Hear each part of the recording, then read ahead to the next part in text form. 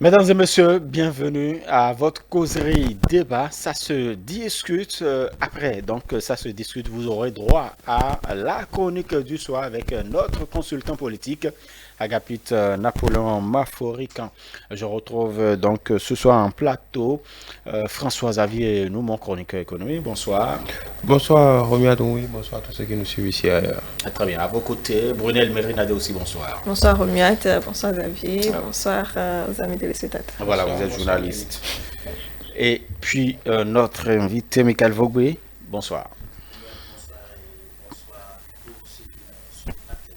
Voilà, ils sont bien nombreux à nous suivre. François Xavier Noumon, l'INSAE qui évoque donc le taux de croissance du Bénin en 2020, 3,8% malgré la Covid-19.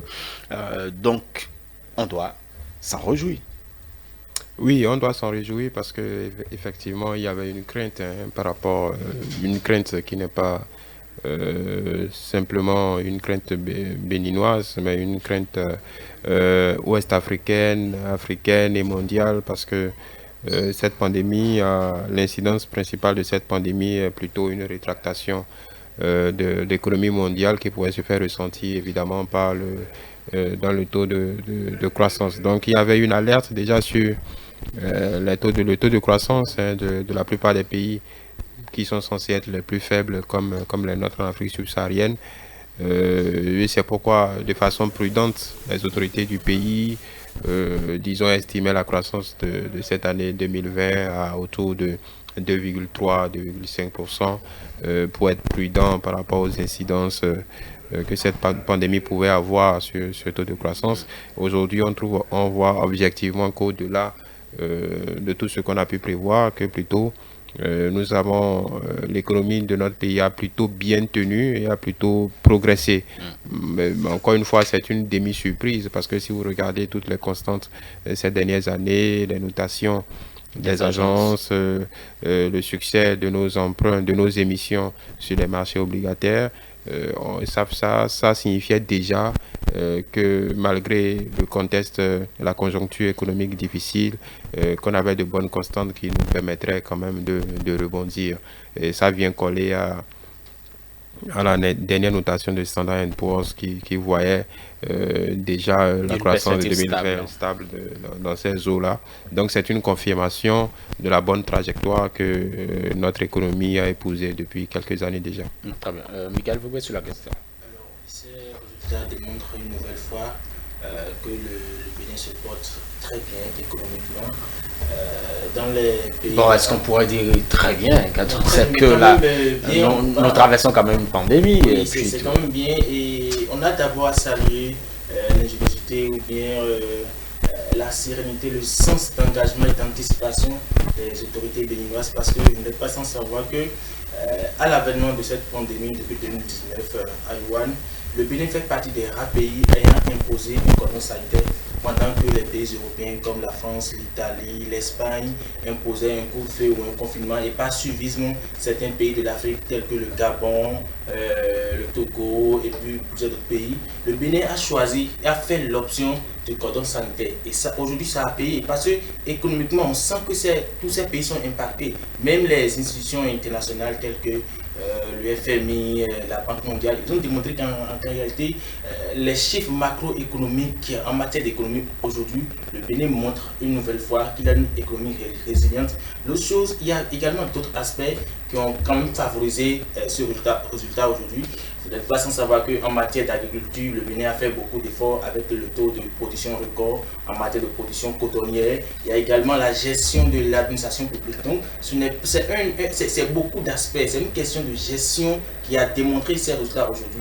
Je pense que le Bénin doit poursuivre dans cette logique pour quand même impacter encore des générations parce que la pandémie reste et demeure. Donc il faut toujours des mesures pour quand même maintenir l'économie, pour avoir des chiffres exponentiels extraordinaires pour l'amélioration des conditions de vie des Béninois. Voilà, on projetait pour 2,3%, on a fait donc plus 1,5%, c'est quand même considérable.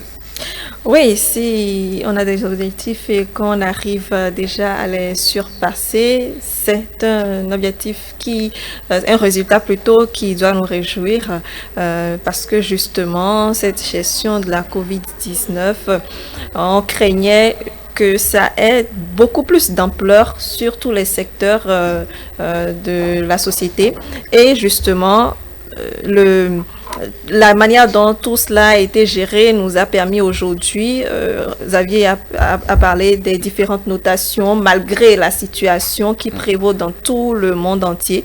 Et également, en dehors de cela, il y a la gestion qui a été faite de la corruption, la gestion, les routes, les travaux publics, parce que l'INSAE est revenu un peu en détail sur ces différents éléments qui ont contribué à cette croissance économique. Donc, les travaux publics, l'agriculture également, disons le secteur tertiaire qui, avec 2, et quelques pourcents, vient un peu rallonger cette croissance-là.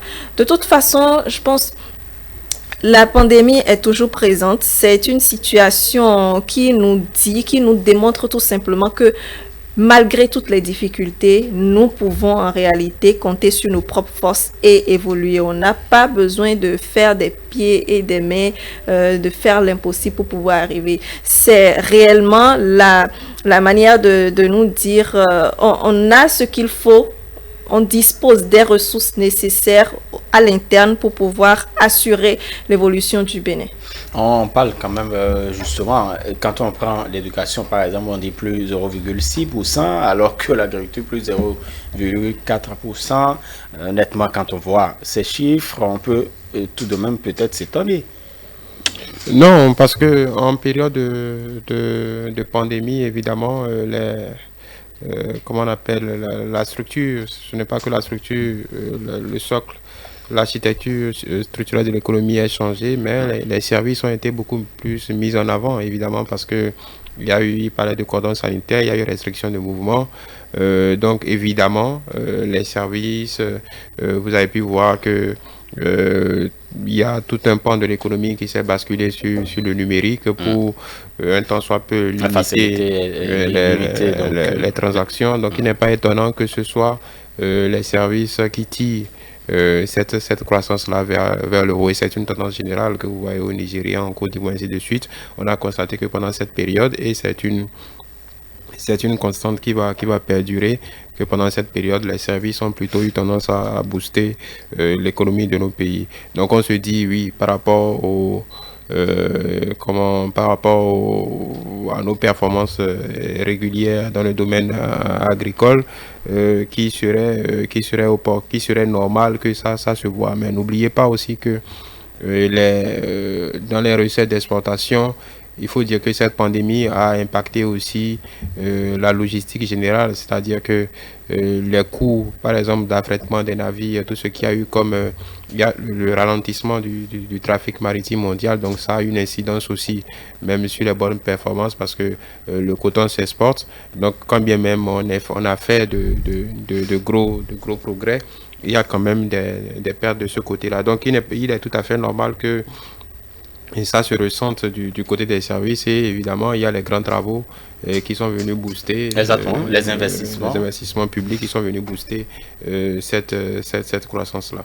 Et donc, même la mise en place des infrastructures contribue à un renforcement du taux de croissance ou à une parce que c'est de l'activité des individus qui sont sur un chantier d'asphaltage, c'est de l'activité des salaires qui sont payés, c'est tout un environnement, un microcosme économique qui bouge, des vendeuses, des logeurs, c'est toute une architecture, la bitume qui est achetée, les pavés, ainsi de suite. Donc c'est tout un environnement qui fait booster l'économie. Et puisque ce sont des projets qui couvrent tout le pays, donc évidemment, ça fait une bulle positive pour l'économie dans son ensemble, parce que tout ça a plutôt tendance, avec la main-d'œuvre qui est utilisée, a plutôt tendance à booster l'économie vers le haut. Très bien. Michael Vogbe, c'est vrai que le Bénin n'est pas extraordinairement touché par la pandémie, mais nous franchissons de plus en plus un certain nombre de seuils. Par exemple, là-bas, des 100 décès, nous l'avons franchi aujourd'hui, alors que nous sommes, malgré la Covid, nous nous retrouvons à 3,8%.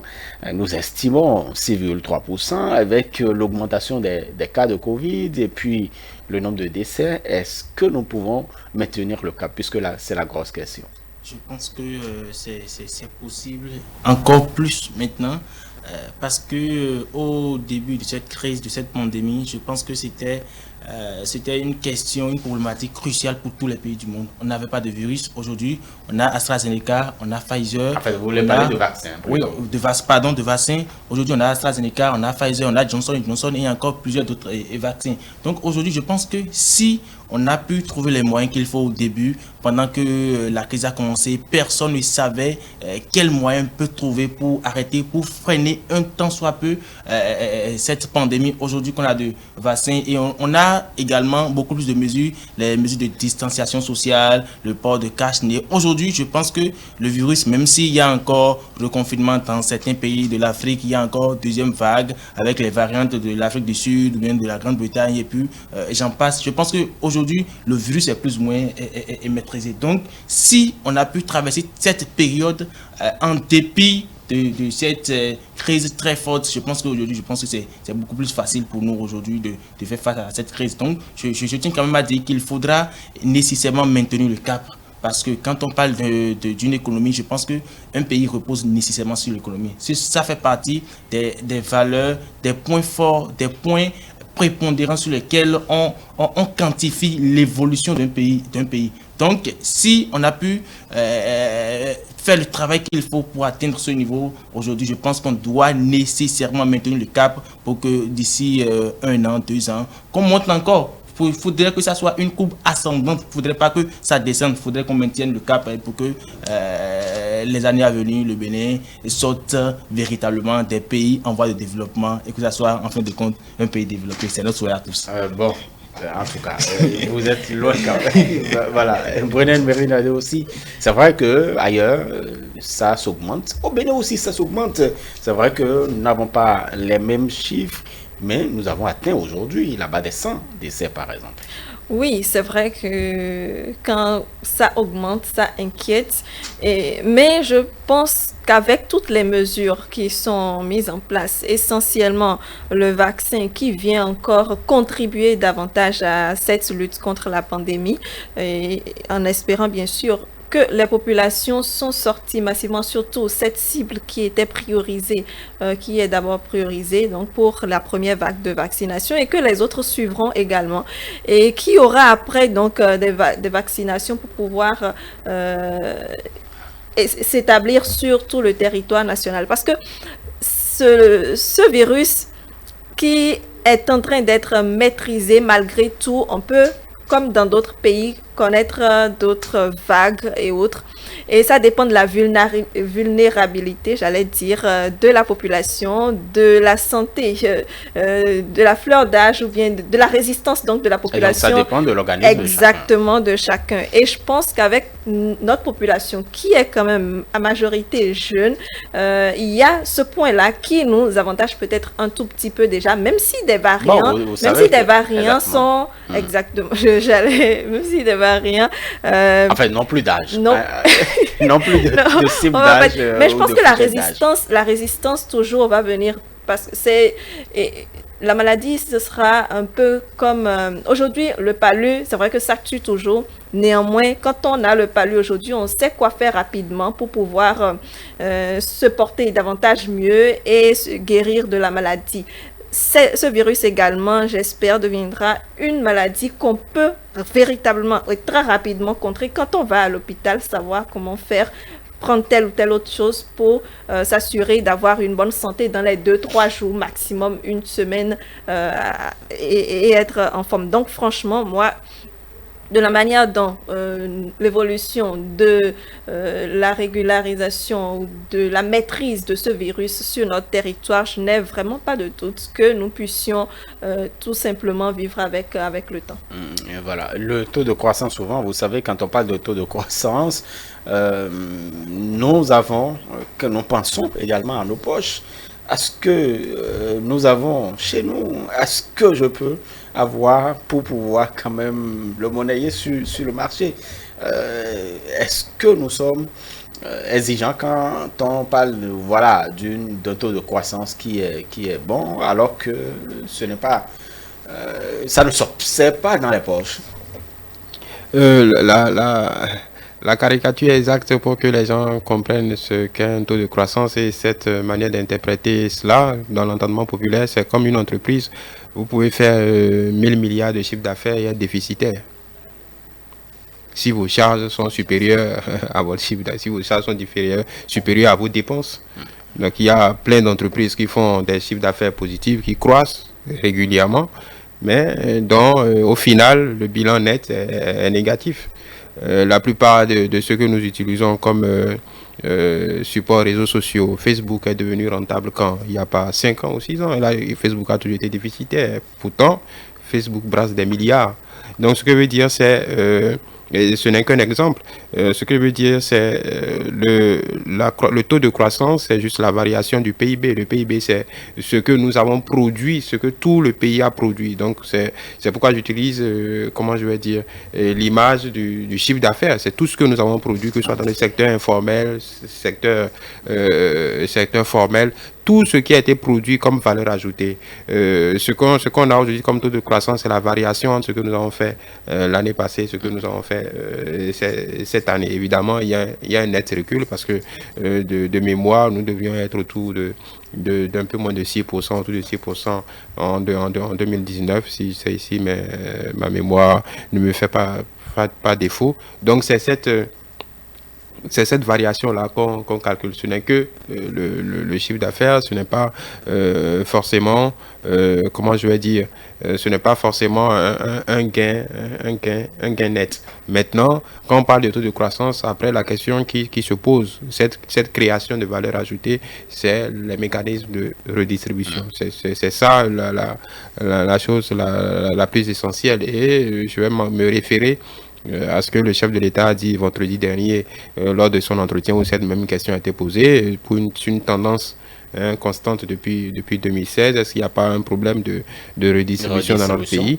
Et pour lui, c'est très clair. Même si nous produisons de la richesse, tout le monde ne produit pas de la richesse à la même hauteur. Donc il est évident que ceux qui produisent directement vont en tirer un peu plus de bénéfices que ceux qui ne produisent pas.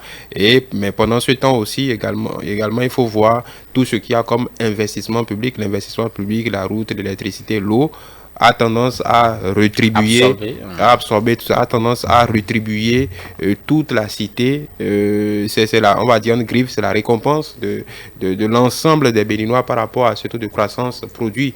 Maintenant, ceux qui sont en amont de cette production-là, évidemment, sont les premiers à pouvoir capter, on va dire directement, les fruits de cette croissance.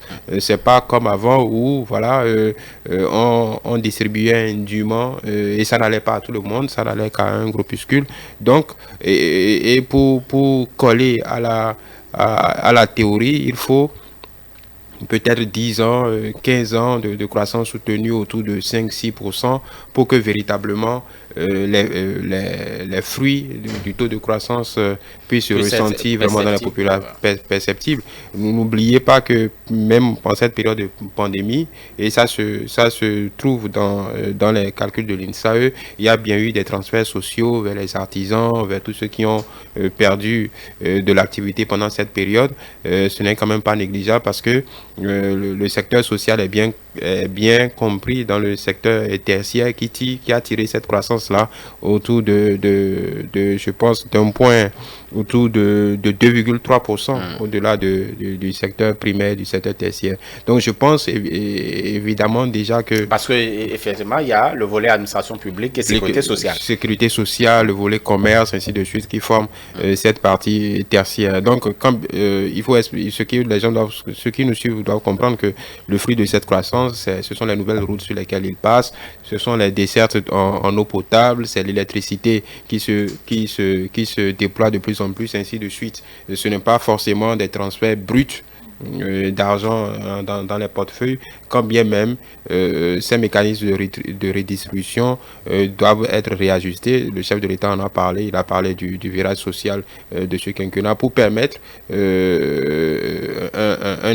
allègement de la charge portée par les populations dans leur ensemble. Mais c'est ce qui est la croissance. La réduction de la croissance ne se fait que par certains mécanismes de redistribution, les mécanismes sociaux, les grands travaux qui bénéficient à tout le monde, tout ce qu'il y a comme réforme dans le secteur de la santé, de l'éducation, et ainsi de suite. Voilà. Très bien. En tout cas, si vous voulez être impacté, donc contribuer, plus que pour le moment, contribuer. Quand vous contribuez, vous avez plus de chances à être impacté par la redistribution. Oui, je pense que c'est... Parce que quand vous prenez les paysans, ou du moins les producteurs de coton, je crois qu'ils ressentent quand même. Ils ressentent quand même. Je suis entièrement d'accord, mais cela dépend de la conception que nous avons de l'économie ou bien de l'orientation que l'État, l'exécutif veut donner à l'économie. Parce que quand on parle de l'économie, il y a des gouvernants qui estiment qu'il faut renforcer d'abord l'économie de l'État avant de penser à la redistribution des biens. Certaines personnes ne comprennent pas. Il y a d'autres exécutifs ou bien d'autres États qui pensent qu'il faut mettre automatiquement le capital humain au centre du développement. Et je pense que le gouvernement en place, le président Patrice Talon, il a pris la mesure des choses. C'est en raison de cela qu'il a dit qu'il place ce mandat sur le sceau du social. Je pense que c'est assez important. Les 5 dernières années, il a beaucoup travaillé, il a renforcé l'économie. Donc il faut la manière de redistribuer les biens. Sinon, on va dire des chiffres pratiquement tous les jours. On peut dire 14%, 13%, mais 13%, je sais quoi. Mais le capital humain, le panier de la ménagère, les gens ne vont pas véritablement sentir l'impact de ces chiffres des institutions internationales, le FMI, la Banque mondiale, ou bien après l'INSAE. Ils ne vont pas véritablement ressentir ça dans leur poche. Donc je pense que c'est un travail assez important que le gouvernement en place va faire. Je pense que le 23 prochain, il va prêter ses mains pour un second mandat. Il a tout le temps pour encore redistribuer le bien, pour mettre évidemment le capital humain au centre du travail qu'il fait depuis environ 5 ans. Donc c'est vrai qu'il y a on peut faire tout un débat sur le panier de la ménagère. C'est quoi? C'est quand je bénéficie déjà d'une route asphaltée, est-ce que ça n'impacte pas? En tout cas, on n'aura pas le temps pour finir. Voilà, Brunel Mérinadé aussi. Oui, pour finir, moi je dirais tout simplement que chaque personne au niveau où elle participe donc au développement par son activité. Parce que quand on ne fait rien, on ne participe à rien. En réalité, on n'a pas droit à cette redistribution, justement. Vous pouvez être chez vous, mais vous n'aurez pas juste tout le retour dont on parle ce soir. Donc, que chacun participe au développement, c'est son activité, les actes qu'il faut dans la société. Vous avez parlé de routes, il faut un comportement vis-à-vis de ces routes-là.